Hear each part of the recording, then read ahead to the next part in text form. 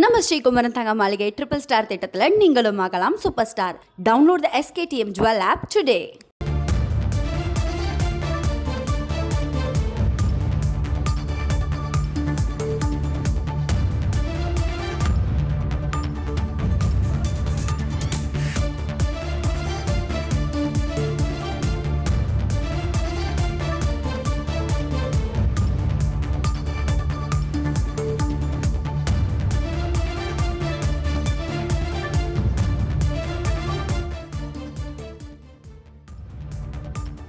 Loss Angeles நகரில் இரவு நேர ஊரடங்கு அறிவிக்கப்பட்டிருக்கிறது.